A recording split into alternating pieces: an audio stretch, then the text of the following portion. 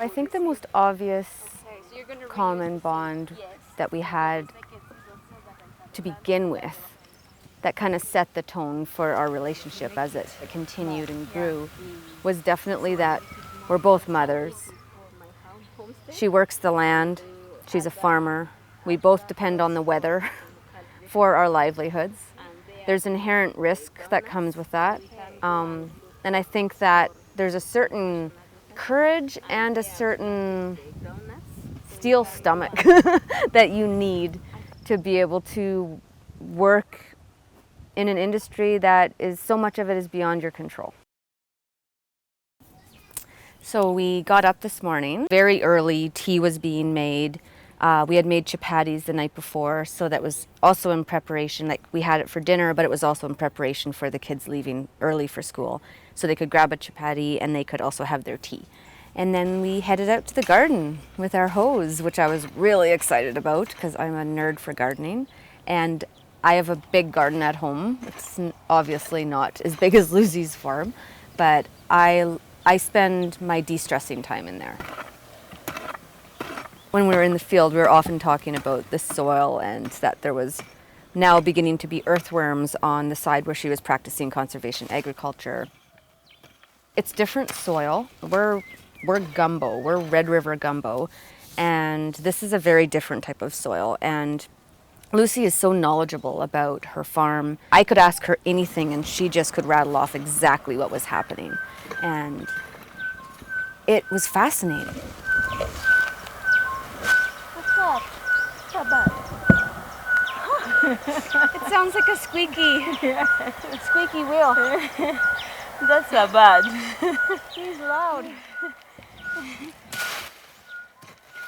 Aliniambia kwamba ndio anapenda kazi, lakini huwa huko hafanyi jinsi sisi tunafanya na mkono hivyo.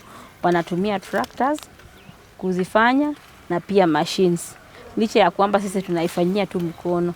Na akawa ananiambia kwamba shamba zao ni kubwa. Sio kama hizi zetu ndogo unaweza tumia mkono na ukaweze kufanya. Na alifurahia kuifanya. So, collecting the water, we were walking and I was like, oh, this isn't even far. Like, this isn't far. This is beautiful. This is no big deal. And then we get down. It was gorgeous back there. And then we kind of went down past people's farms. And then we kind of went down this beautiful valley, small valley, and then to the water. When we started filling up the containers, that's when I was like, how heavy does that get? Oh my gosh. It's very heavy. It's so heavy. No. Okay. I was like, oh my goodness, there's a very good reason they gave me the small one. No? I wasn't even sure I was going to be able to lift it on top of my head. And then I saw Lucy take hers, which was double what mine was. And she's like, boop. Lucy. And she could just walk. And she's like, I'm relaxed. And I'm like, I am not relaxed. It was so hard. And my neck was screaming and my arms were tired. I'm like, Lucy, my arms are tired. And she's laughing. She's like, your arms are tired already? And I'm like, I didn't even know if I was going to make it. And I wasn't even sure my arms were going to work to get it off my head when I got back. But I didn't spill. I had a new appreciation for water conservation. Not wasting it. So how many times do you go, or do the children go in a day? Several times. Several times? Yes, because there we need water. Yeah. Everything is almost water. Yeah, everything you do Yes. needs it.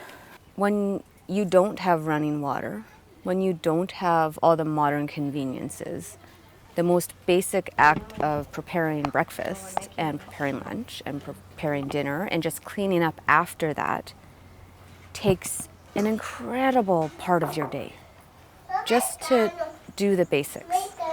And so I just kept thinking, wow, if I had to live this out back home, how on earth would I run my business?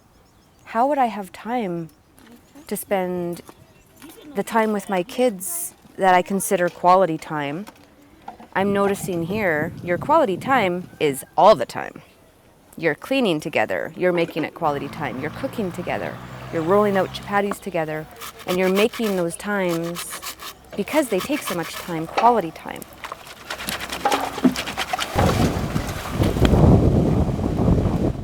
At home, we often have excess of water issues, and here it's quite opposite. So all week we were looking at the sky, and I was like, "Oh, is that rain?" And she knew, she can tell just by looking. No, that's not going to happen. And even that afternoon, because it happened during the day and because the wind was so strong, she knew that wasn't enough. What was happening in that moment, it was good, but it wasn't enough to justify planting. She needed 2 more solid, slow soakers, is what we call it at home, in order to have enough to plant. So in that moment, in my ignorance, I was excited for her because I'm like, it's raining, she can plant. And she was like, don't get so excited. She's not counting her chickens before they've hatched.